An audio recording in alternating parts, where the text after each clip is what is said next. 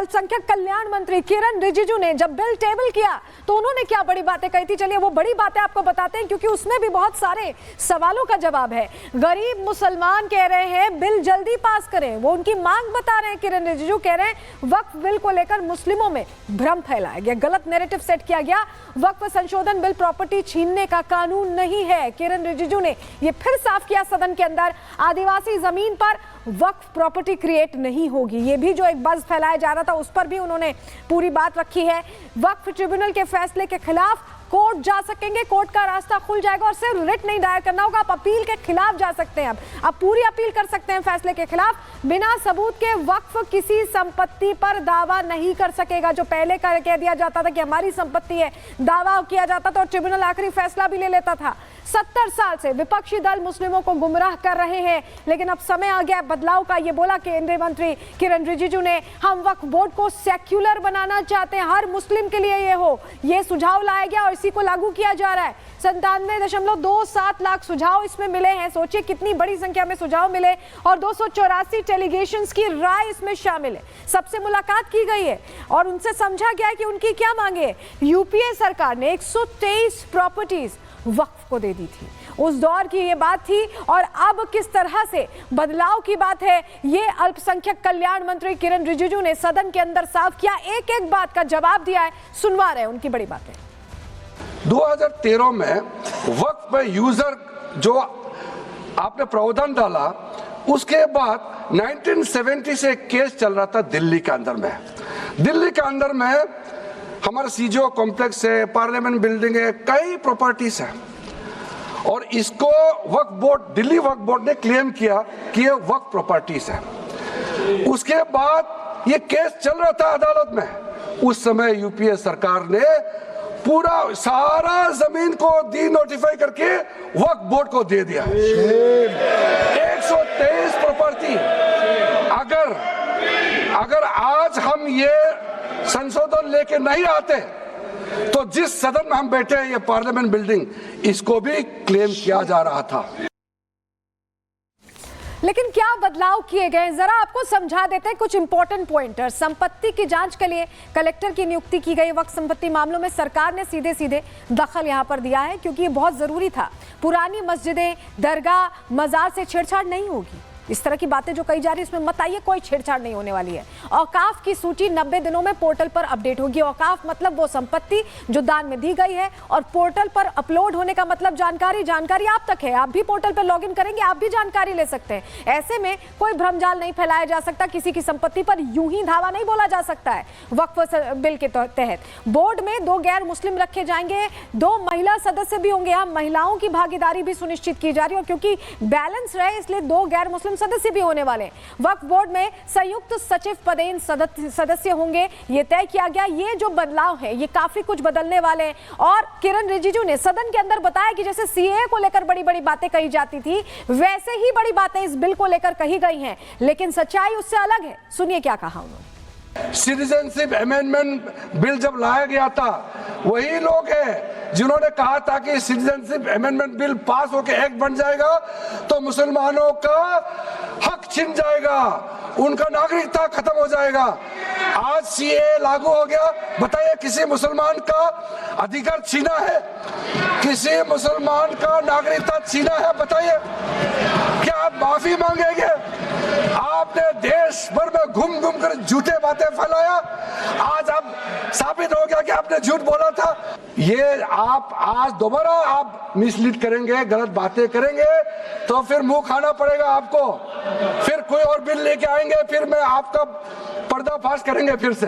कोई भी मुसलमान जब वक्फ क्रिएट करता है, सबसे पहले उस परिवार में जो महिला का अधिकार है उसको सुरक्षित करके ही आप वक्फ क्रिएट कर सकते हैं। नहीं तो पहले ऐसा होता था, वक्फ क्रिएट कर दिया, आपका बच्चों का अधिकार खत्म हो गया, महिला का अधिकार खत्म हो गया।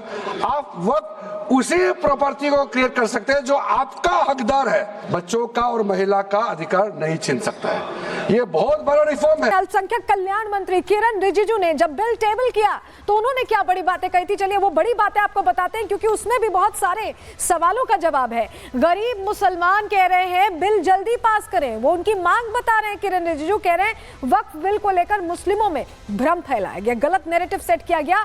वक्फ संशोधन बिल प्रॉपर्टी छीनने का कानून नहीं है। किरण रिजिजू ने ये फिर साफ किया सदन के अंदर, आदिवासी जमीन पर वक्फ प्रॉपर्टी क्रिएट नहीं होगी। ये भी जो एक बज़ फैलाया जा रहा था उस पर भी उन्होंने पूरी बात रखी है।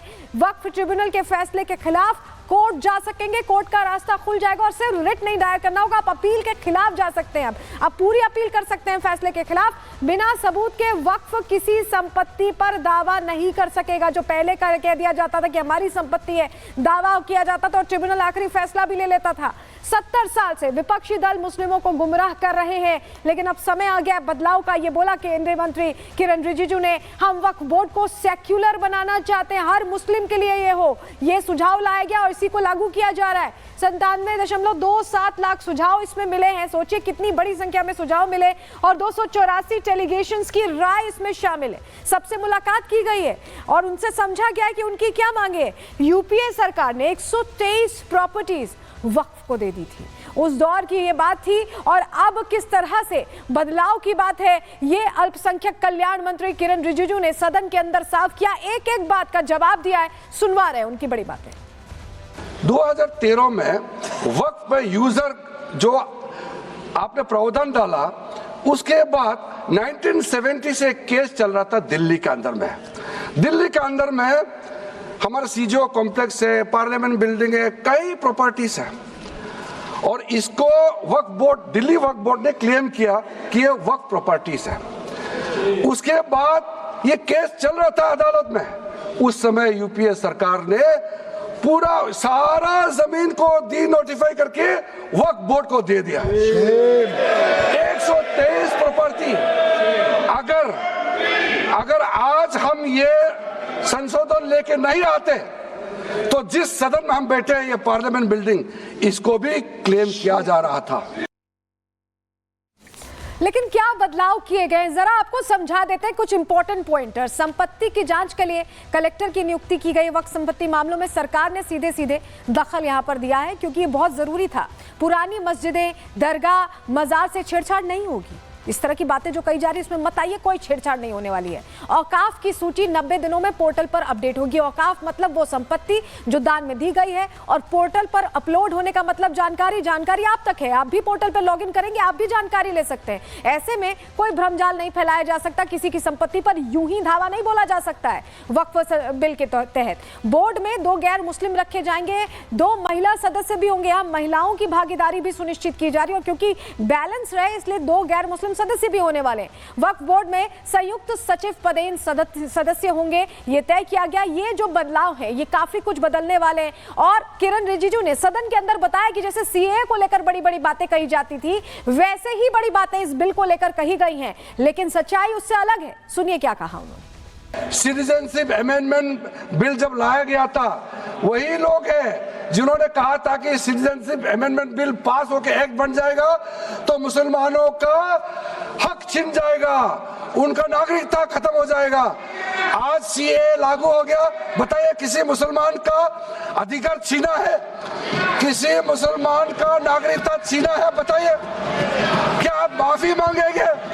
आपने देश भर में घूम घूम कर झूठे बातें फैलाया, आज अब साबित हो गया कि आपने झूठ बोला था। ये आप आज दोबारा आप मिसलीड करेंगे, गलत बातें करेंगे तो फिर मुंह खाना पड़ेगा आपको।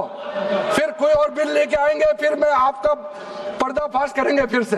कोई भी मुसलमान जब वक्फ क्रिएट करता है, सबसे पहले उस परिवार में जो महिला का अधिकार है उसको सुरक्षित करके ही आप वक्फ क्रिएट कर सकते हैं।